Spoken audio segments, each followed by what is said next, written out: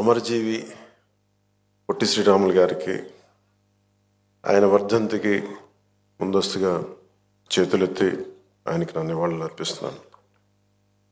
మనం ఎందుకు వర్ధంతులు కానీ జయంతులు కానీ మహానాయకులు ఎందుకు మనం చేసుకోవాలి అంటే, మనిషి మర్చిపోవడం సహజం, మరుపు చాలా సహజం. ఎవరైతే మనకు అన్నం పెట్టారో, ఎవరైతే మనకు నిలబడ్డారో, ఎవరైతే మన కోసం పనిచేశారో, తల్లిదండ్రులు కూడా మర్చిపోతాం మనం. హ్యూమన్ మెమరీ అంత హ్యూమన్ సైకాలజీ అలాంటిది. కంటిన్యూటీ ఆఫ్ మెమరీ చాలా అవసరం. మన తాతలు ముత్తాతలకు కూడా మనం ఎందుకు పితృదేవతలు అని చెప్పి మనం పిండం పెడతామంటే, ఎవరి వల్ల అయితే మనం వచ్చాం వాళ్ళు మర్చిపోకూడదని చెప్పి. అలాంటిది ఇన్ని కోట్లాది మందికి ఈ రోజున నాలాంటి వాడు కూడా రాష్ట్రానికి ఈ స్థాయిలో మీరందరూ పెట్టగలిగారంటే దానికి ఉనికినిచ్చినవాడు.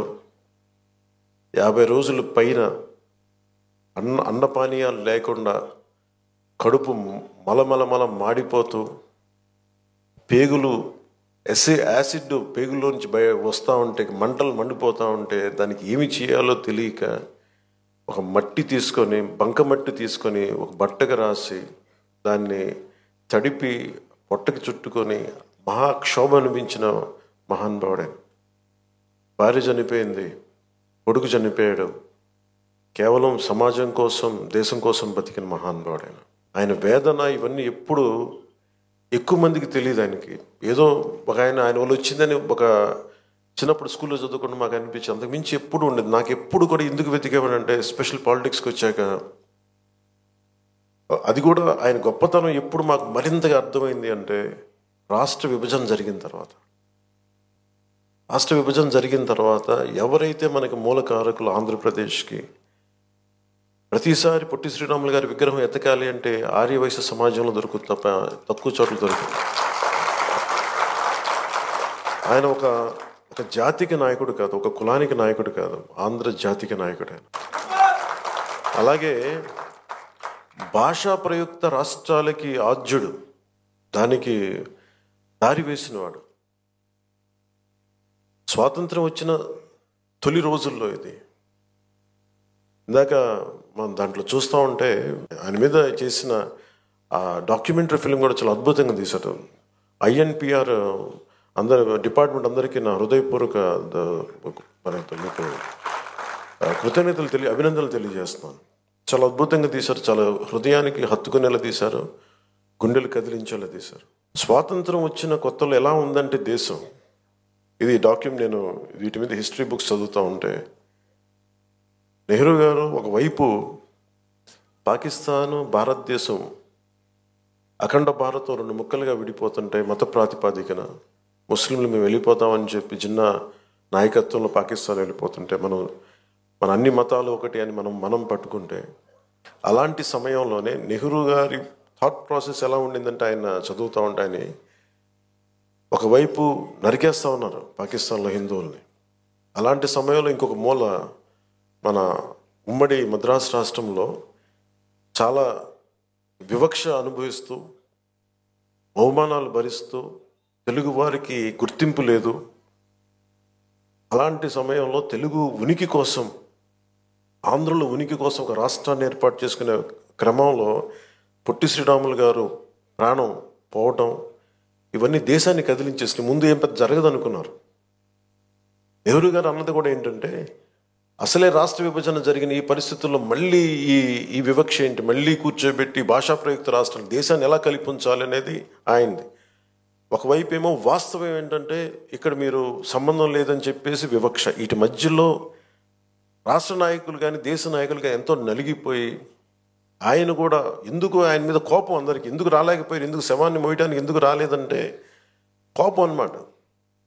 ఆయన వదిలేస్తే కొద్దిమంది, ఘంటసాల గారు లాంటి పెద్దలు కానీ వీళ్ళందరూ వచ్చి, అంటే నలుగురు, మన రాష్ట్రం కోసం ఏర్పడిన వ్యక్తికి శవాన్ని మోయడానికి, పాడి మోయడానికి నలుగురు కూడా కనా కష్టాలు పడాల్సి వచ్చిందంటే నిజంగా అది గుండె కదిలించేసింది. అలాంటిది ఈయన మన గుండెల్లో పెట్టుకోవాల్సిన మహానుభావులైన. ఈ రోజున ఆంధ్రులు అని చెప్పుకుంటున్నాం అంటే ఆయన బలిదానమే మనల్ని ఇక్కడ నించోబెట్టింది. నాకు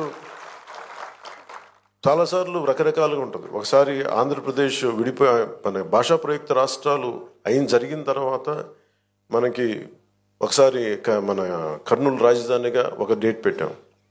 తర్వాత మళ్ళీ మనకి తెలంగాణ రాష్ట్రాన్ని విలీనం చేసి ఉమ్మడి ఆంధ్రప్రదేశ్కి ఏర్పడిన ఒకటి మళ్ళీ విడిపోయిన తర్వాత ఇవన్నీ మొన్న చాలాసార్లు క్యాబినెట్లో మాట్లాడుతూ ఉంటే గౌరవ ముఖ్యమంత్రి గారు చంద్రబాబు నాయుడు గారు చెప్పింది, ఆయన ఆత్మార్పణ దినాన్ని మనం చాలా ఘనంగా జరుపుకోవాలి.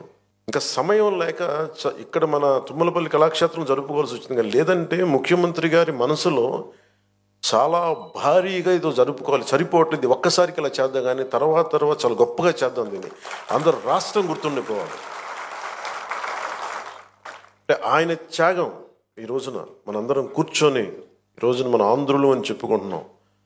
భారతదేశంలో ఒక బలమైన రాష్ట్రంగా ఏర్పడ్డామంటే అలాంటి మహానుభావుడి పాదాలకి నేను సాష్టాంగపడి పాదాభివందనాలు తెలియజేస్తూ, ఈ రాష్ట్రం ఒకరి బలిదానం మీద జరిగింది.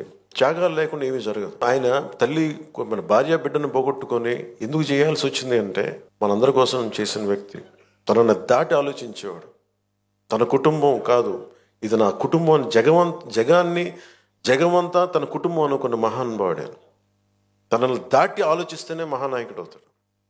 తన కుటుంబాన్ని దాటి, తన పరిసరాల్ని దాటి, తనది అని దాటి వచ్చినవాడే మహానాయకుడు అవుతాడు. అలాగే ఈరోజు మనకి ఆయన స్ఫూర్తిని మాకు క్యాబినెట్లో వివరించి చెప్పి మమ్మల్ని అందరినీ ఉత్తేజపరిచి ఆయన చేసిన త్యాగాల్ని మాకొకసారి మరోమారు గుర్తు చేసి మా అందరికీ ఒక బాధ్యతని గుర్తు చేసి మాకు ఆయన ఆత్మార్పణ దినాన్ని చాలా బలంగా జరుపుకోవాలి, మనం కృతజ్ఞతలు అయి ఉండాలి, దానికి మనం బద్దులై ఉండాలని చెప్పి 10 సార్లు మాకు ఉత్తేజపూరితంగా చెప్పిన శ్రీ నారా చంద్రబాబు నాయుడు గారికి మనస్ఫూర్తిగా వారికి నా కృతజ్ఞతలు, నా అభినందనలు తెలియజేస్తున్నాను. ఎందుకంటే కంటిన్యూటీ ఆఫ్ మెమరీ లేకపోతే ఏమైపోద్దంటే తల్లిదండ్రులు కూడా మర్చిపోతాము. అలాంటిది ఈరోజు ఎందుకు జరుపుకోవాలంటే ప్రతిరోజు మనం గుర్తు పెట్టుకోవాలి. నేను ఈరోజు అన్నం తింటున్నాను, నేను ఒక పదవి వచ్చింది, నేను ఒక ఉద్యోగం చేస్తున్నాను, భాషా ప్రయుక్త రాష్ట్రాలు వచ్చినాయి అంటే ఆయన బలిదానం వల్ల. అందుకని గుర్తుపెట్టుకోవడానికి ఇలాంటి సంస్మరణ దినాలు చాలా అవసరం గుర్తుపెట్టుకోవడానికి. అలాగే ఆయన చేసిన త్యాగాన్ని మరింత ఇనుముడింప చేయాలి అంటే ఇందాక గౌరవ మంత్రి పార్థసారథి గారు చెప్పినట్టుగా గౌరవ ముఖ్యమంత్రి శ్రీ నారా చంద్రబాబు నాయుడు గారి నాయకత్వంలో విజన్ 2047 ఆవిష్కరించారు పుస్తకాన్ని. ఎలా ఉండాలి విజన్ అనేది. ఆయన ఒక పొట్టి శ్రీరాములు గారు ఒక కలగన్నారు, ఆంధ్రులకి ఒక ప్రత్యేక రాష్ట్రం కావాలని. నందమూరి తారక రామారావు గారు తెలుగు ప్రజలను ఎప్పుడు కూడా మద్రాసులు అంటే నేను తెలుగువాడినని సగర్వంగా చెప్పి, తెలుగువాడు కాలరెగరేసుకున్న తెలంగాణలో ఉన్న ఎక్కడున్నా సరే మాకంటూ ఒక ఉనికి ఉందని ఆత్మగౌరవాన్ని చాటి చెప్పిన మహానుభావులు శ్రీ ఎన్టీ రామారావు గారు.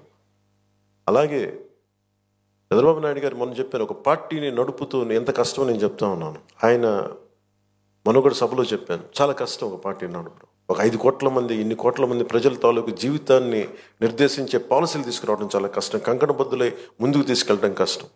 అలాంటిది 2047కి ఎలా ఉండాలి ఈ రాష్ట్రం, అదొక డాక్యుమెంట్, అది ఒక దిశానిర్దేశం చేస్తుంది. ఇలాంటి అవకాశాలు ఉన్నాయి, ఎంత పెట్టుబడి పెట్టబోతున్నాం, లేదంటే మనం నేచర్ ఫార్మింగ్ ప్రకృతి వ్యవసాయం చేస్తున్నాం, లేదంటే ఇన్ని ఉద్యోగాలు కల్పించబోతున్నాం, లేదంటే ఇలాంటి మన టూరిజంలో ఇలాంటి ఆలోచనలు ఉన్నాయి. ఇవన్నీ ఏం చెప్తున్నాయి అంటే ఎవరైనా అందిపుచ్చుకోవచ్చని. దీనికి ఒక కులం లేదు, ఒక మతం లేదు, ఒక ప్రాంతం లేదు.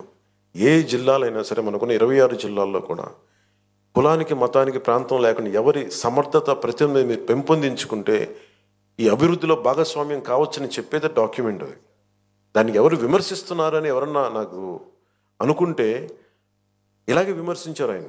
1990లో కూడా విజన్ 2020 ఏంటి అర్థం లేదనేది. అందరికీ కనిపిస్తే వాళ్ళు మహానాయకులు ఎందుకు అవుతారు? ఆయనకి కనిపించింది రాళ్లలో రప్పలో ఒక మహానగరాన్ని, సైబరాబాద్ వచ్చింది, దానిలో కొన్ని లక్షల మంది. మన రాష్ట్ర విభజనకి సర్ప్లస్ బడ్జెట్ వచ్చేంత స్థాయికి ఒక క్యాపిటల్ పట్టుకుంది. అలాంటిది ఆయన మళ్ళీ ఈ 24 కూర్చొని రేయింబవళ్ళు కష్టపడి అందరి సలహాలు సూచనలు తీసుకొని 2047 విజన్ డాక్యుమెంట్ని తీసుకెళ్ళి అది సంపూర్ణంగా మనందరం చెయ్య కలిపి కులాలకి, మతాలకి, ప్రాంతాలకి అతీతంగా తీసుకెళ్తే అది $2.2 ట్రిలియన్ ఎకానమీగా అది ముందుకెళ్తే ఆ రోజు పొట్టి శ్రీరాములు గారికి సాధించిన ఆయన బలిదానానికి నిజంగా నివాళి ఏర్పాటు చేసినట్టు అవుద్ది. మనందరం కంకణబద్ధులై ఉందాం. అలాగే నా వైపు నుంచి సంపూర్ణంగా ఆయన స్ఫూర్తిని అలాగే విజన్ 2047ని ముందుకు తీసుకెళ్ళడానికి కంకణబద్ధులై ఉంటాం.